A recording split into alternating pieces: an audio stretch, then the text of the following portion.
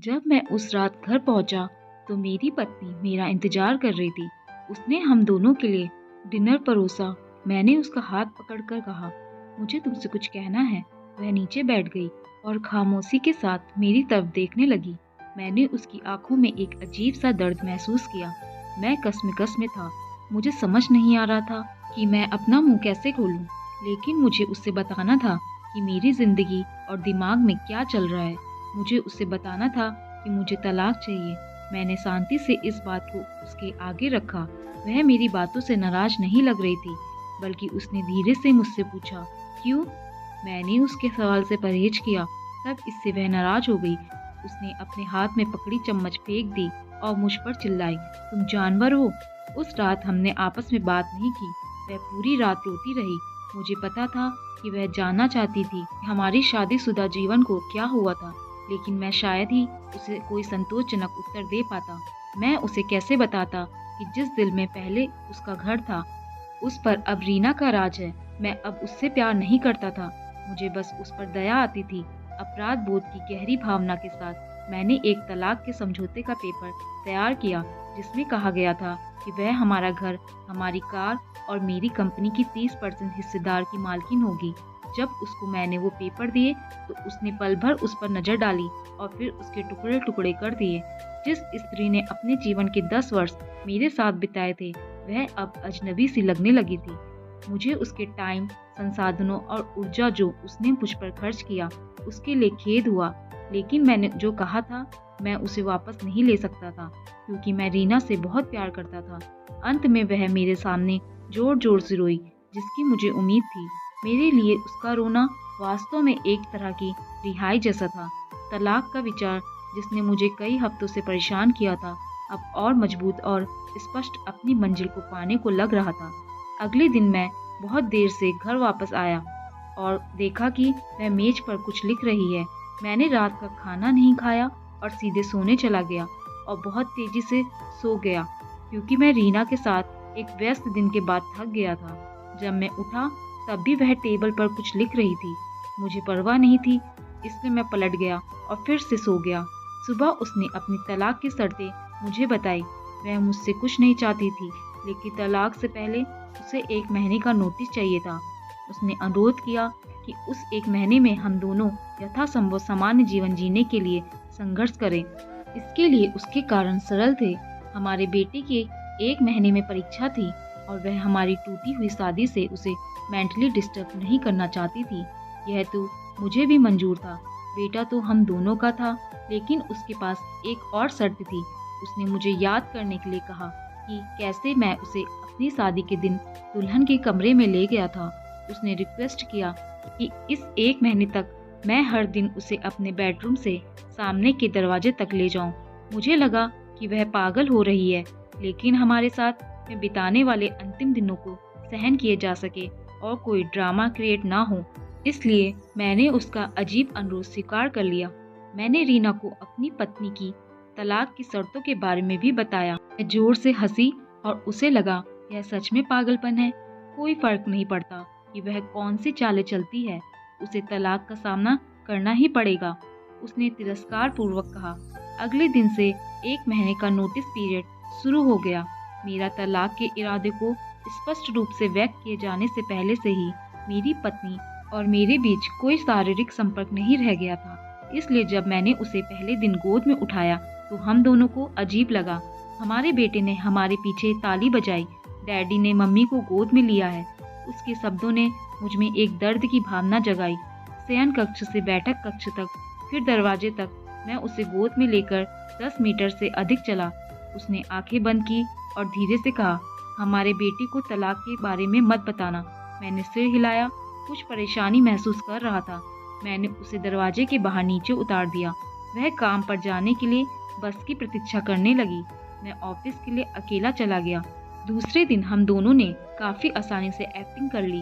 वह मेरे सीने पर झुक गई। मैं उसके ब्लाउज की खुशबू सूंघ सकता था। मुझे एहसास हुआ कि मैंने इस महिला को लंबे समय से ध्यान से नहीं देखा था।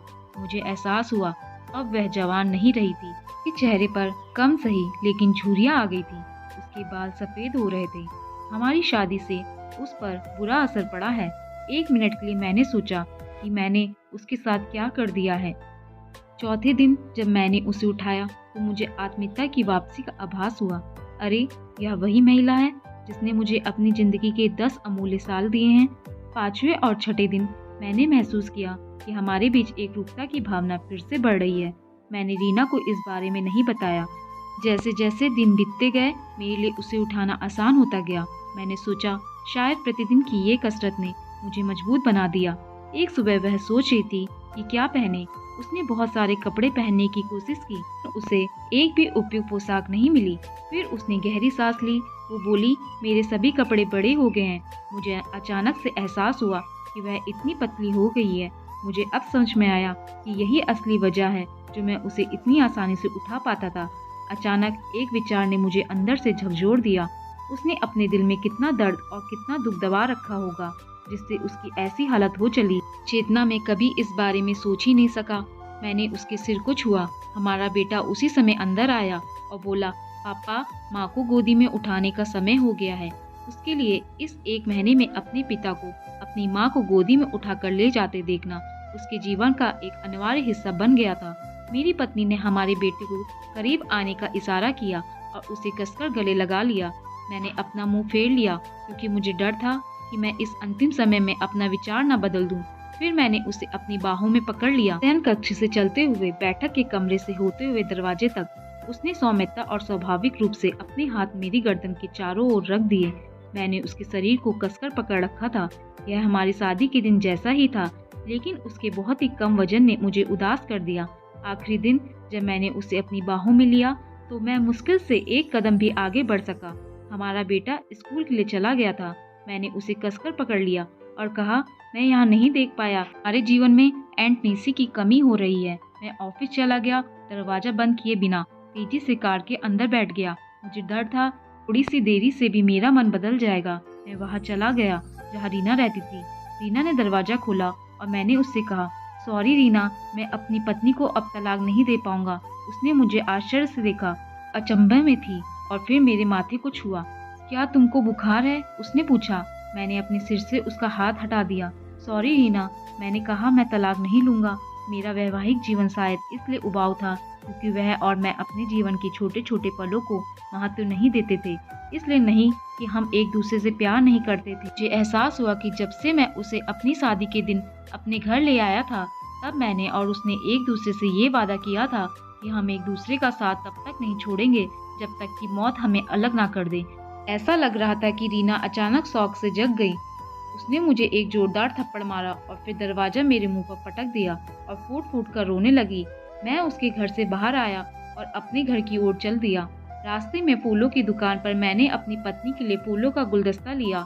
सेल्स गर्ल ने मुझसे पूछा कि कार्ड में क्या लिखूं। मैं मुस्कुराया और लिखा, मैं तुम्हें हर सुबह उठाऊंगा जब तक मौत हमें अलग नहीं कर देती। उस शाम मैं घर पहुंचा, हाथों में फूल और चेहरे पे बड़ी सी मुस्कान लिए। मैं सीढ़ियां चढ़ा और अपनी पत्नी को बिस्तर पर पाया मृत। मेरी पत्नी महीनों से कैंसर से लड़ रही थी और मैं रीना के साथ इतना व्यस्त था कि ना मैंने ध्यान दिया, नहीं महसूस किया।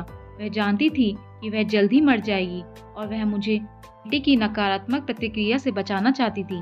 अगर हम तलाक के साथ आगे बढ़ते तो मेरा बेटा मुझसे पक्का नफरत करता। कम से कम हमारे बेटे की नज़र में मैं एक प्यार करने वाला पति हूँ। मैंने तो नहीं, लेकिन मेरी पत्नी ने अपना वादा आखिरी दम तक साथ निभाने का पूरी तरह से निभाया। पूरा जीवन अब मुझे पछतावे की आग में जलना था, मगर अब अपने आखिरी दम तक अपनी पत्नी से और भी ज़्यादा प्यार करता रहा, चाहे वो मेरे साथ नहीं थी। आपके जीवन के छोटे छोटे पल ही एक रिश्ते में वास्तव में मायने रखते हैं। यह हवेली, कार, संपत्ति, बैंक का पैसा नहीं है। ये खुशी के लिए अनुकूल माहौल बनाते हैं, लेकिन अपने आप में खुशी नहीं दे सकते। इसलिए अपने जीवन साथी के दोस्त बनने के लिए समय निकालें और एक दूसरे के लिए वो छोटे छोटे काम करें जो नवीनता पैदा करते हैं। एक वास्तविक सुखी विवाहित जीवन जिए। दोस्तों, आपको ये कहानी कैसी लगी? नीचे कमेंट्स करके हमें जरूर बताइएगा। अगर आपको ये कहानी पसंद आई हो तो अपने दोस्तों के साथ जरूर शेयर करें और ऐसी ही प्यारी कहानियाँ सुनने के लिए हमारे चैनल को सब्सक्राइब करके बेल आइकन को ऑल पे सेट करना ना भूलें। धन्यवाद।